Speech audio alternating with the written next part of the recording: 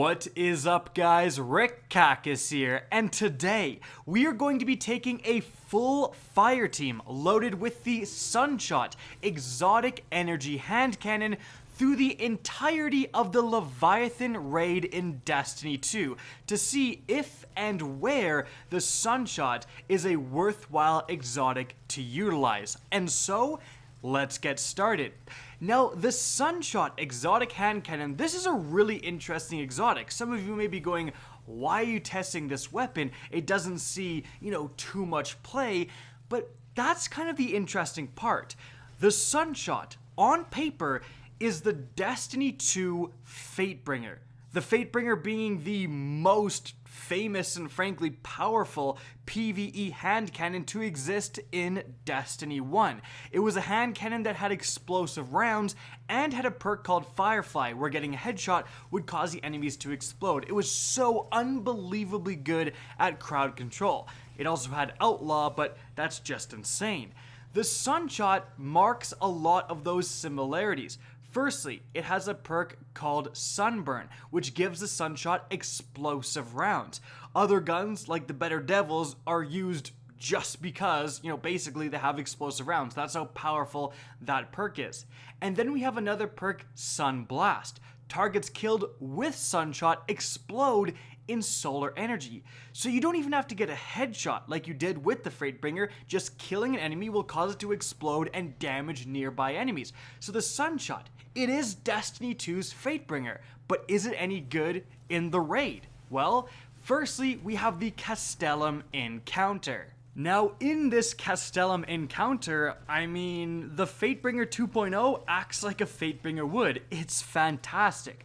You're able to kill most adds in a quick double or triple tap, and if you see a group of adds, you kill the one, it explodes, and the explosive rounds trigger as well, so you're damaging and stunning all of the enemies nearby. So then the next guy you damage, well, maybe he only takes 2 shots. Then the last guy, he's just got a sliver of health because he's been hit so many times by the area of effect damaging attributes of the Sunshot. So it really is an effective weapon to use in this Castellum Encounter.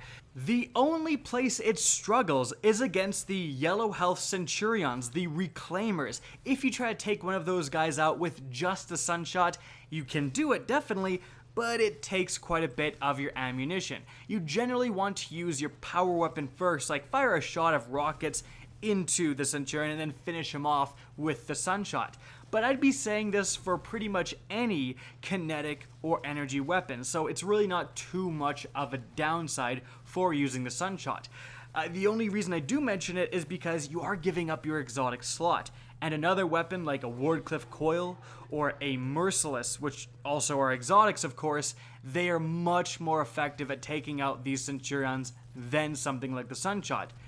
But the Sunshot has an abundance of ammunition because it is an energy weapon, and you can't be using your Wardcliff Coil on every single enemy. You can be using your Sunshot pretty much on every single enemy, so that is the upside of it. Overall, fantastic gun, great for ad clearing. This is what it was meant to do. It feels very Fatebringer-esque in the Castellum, so 9 out of 10 for this encounter. It's absolutely fantastic.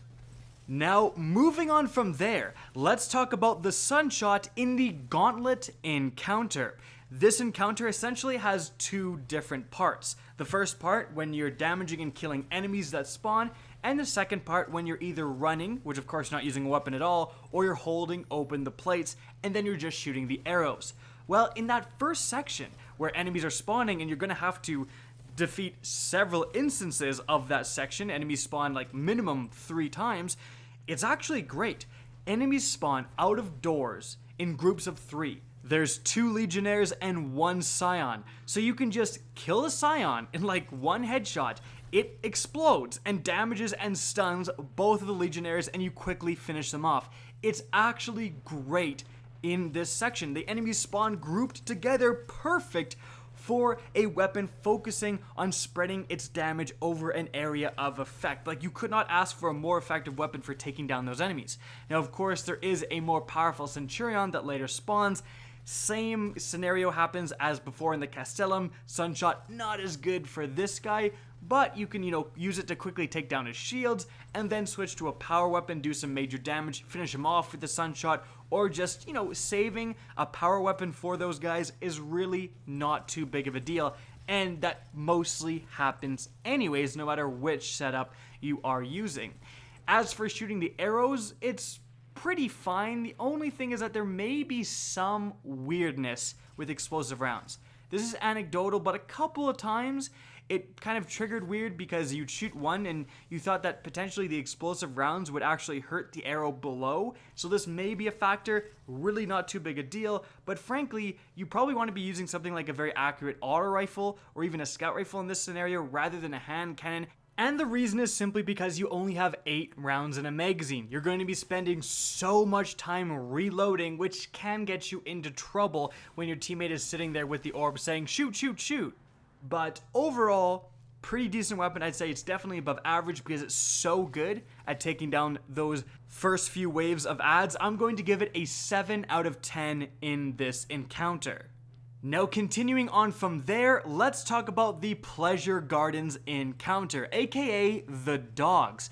Well, of course, in the beginning part against the beast herders and the normal war dogs, it's totally fine against these guys, but you're not really concerned about what weapon you're using for this part. It's just a beginning part to gather ammo, frankly. The real question is, how effective is a Sunshot against the actual war beasts, against the things you have to kill? Well, as you can see, not that great. Pulse grenades are doing way more damage than this weapon. If you are going to utilize an exotic slot for this encounter, it's gotta be for something like the Merciless rather than pretty much any kinetic or energy exotic weapon. Like, the Sunshot just isn't doing enough damage to where it justifies its use.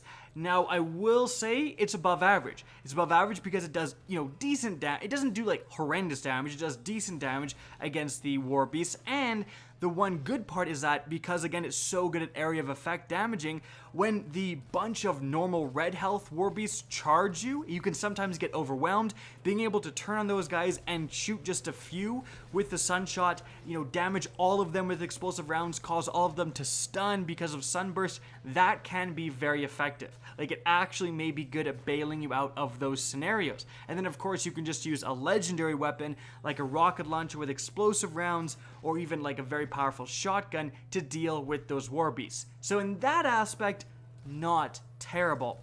Overall, I would say this weapon gets a 4 out of 10. It's below average. It just doesn't do enough damage to the war beast to justify its usage.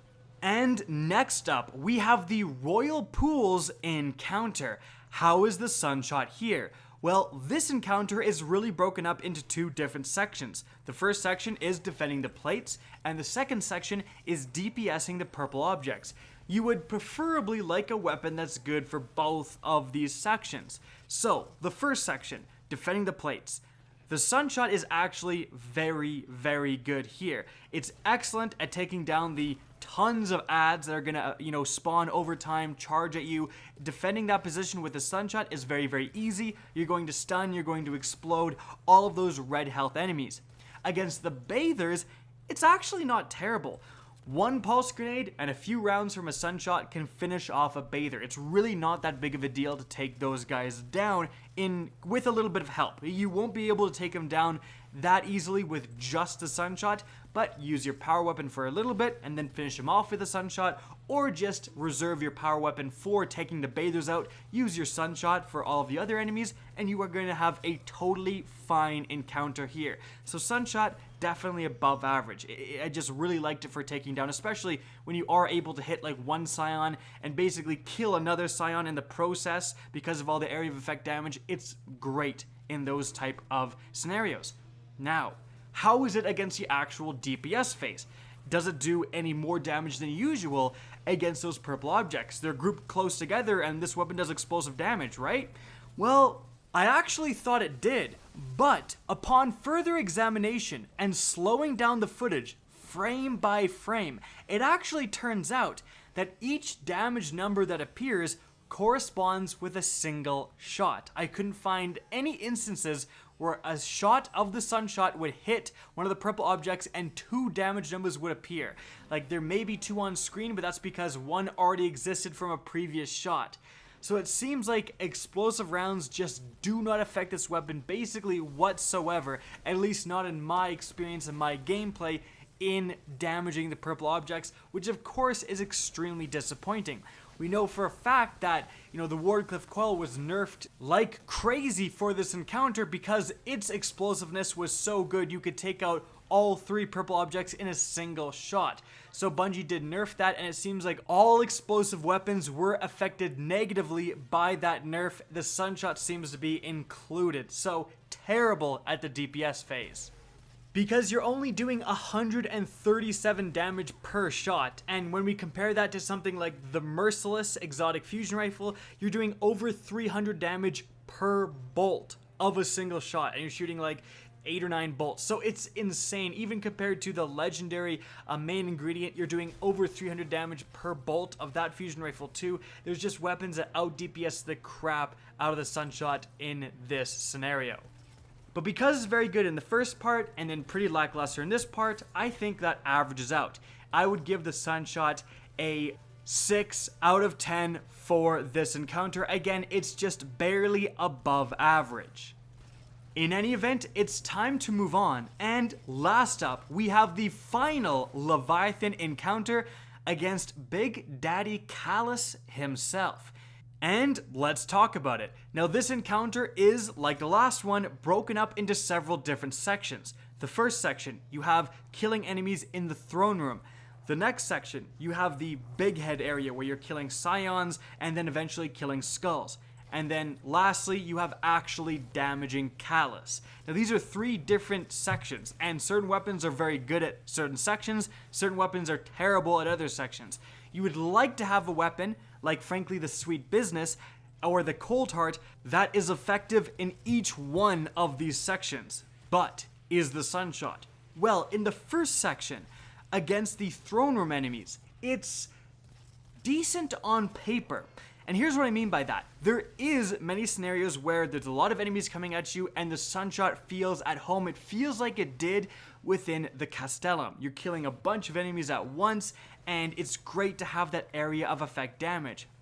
However, it turns out that just the way this encounter unfolds, you want to have as many people as possible, frankly, using supers in this encounter, and that results in basically a few stragglers. Just the way this encounter is, the way the enemies spread out, it tends to not have a bunch of enemies grouping up in one bundle to where explosive rounds can be fantastic. It tends to be a scion, in front of you, and then 5 feet behind him is a phalanx, and then 10 feet over to the left is a centurion, right? Like, they're spread out enough that these area of effect attributes that the Sunshot has, they don't ever really come up. You're more just damaging singleton enemies with this weapon, and therefore something like an auto rifle is a little bit more effective, frankly. Now, I don't want to seem like I'm saying that the Sunshot is bad in the throne room. It's definitely above average, but it's not as good as I thought it was, and just it's not as good as the Castellum for sure. Moving on from there, however, how is the Sunshot in the big head area? How is it with killing scions, firstly? Well, here it's actually pretty decent. It does a lot of damage per shot, and in fact, it's able to one headshot kill the normal scions on the ground, which of course is incredibly important. They spawn in, basically starting their stupid attack that blows you into the sky, so being able to one-shot headshot kill them instantaneously can be very, very good. Of course, if you miss, or you have to get the double body shot, it's maybe less than amazing, but it does stagger pretty much anyone you do hit. So actually, against the scions, it's pretty decent.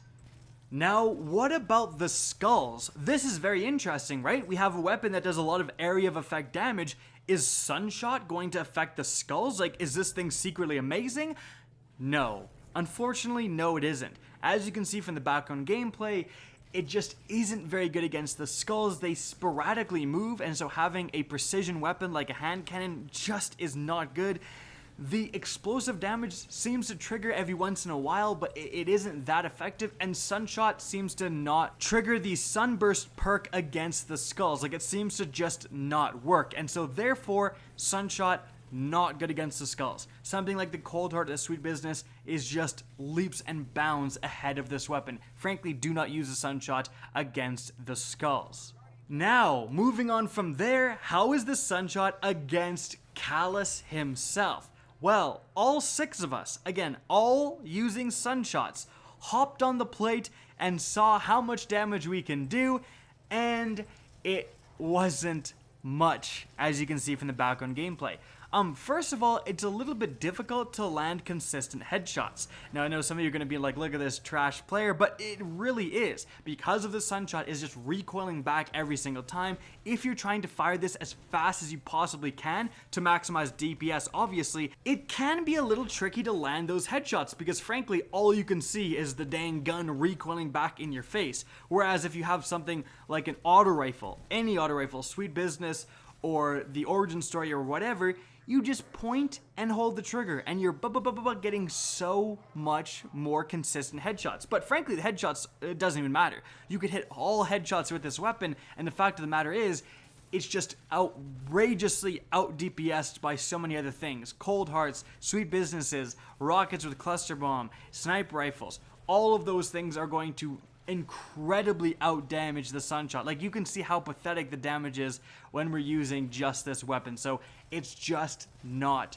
good against Calus. A little bit unfortunate, but yeah, hand cannons in general and the Sunshot especially because it falls to the lower damage archetype. It doesn't have anything like triple tap to increase the magazine or anything like that. So it just falls to the wayside. Not good at damaging Calus. So overall, we have above average in the throne room. We have pretty decent against the Scions, terrible at the skulls, and terrible against Calus. I'm going to say the Sunshot is a 5 out of 10 in this encounter. It's just average. There's some places where you may want to use it. There's some places where it actually excels, but there's other places where it's just not good. And frankly, just using an auto rifle like an Origin Story, or heck, since we're talking about the energy slot, the Prosecutor from Trials, or even something like the Uriel's Gift or the number because it increases its damage over time, that is where you want to be in this encounter. Those weapons are going to be so much more effective in just every section of this encounter, whereas the Sunshot, you know, it's good at some, but again, terrible at others. So there you have it. That is the Sunshot throughout the entirety of the Leviathan Raid. How is this weapon overall? Well, I'd say out of 10, I would give it a 6.5. It's definitely above average. And frankly, it's a legitimate thing you may want to consider for the Castellum if you are planning to do it. Remember though, you can just skip the Castellum if you know where you're going in the underbelly. So the fact that it's so good against the Castellum, you know, it doesn't hold a bunch of weight in the entirety of the Leviathan Raid because again, you can just skip that entire part of it. So again, 6.5, it's above average, but there are just so many encounters that it just doesn't do well in. It's unfortunate because this is again the Fatebringer 2.0, but the fact of the matter is that the Leviathan Raid just doesn't have that many ad-focused encounters where something like the Fatebringer would be absolutely incredible.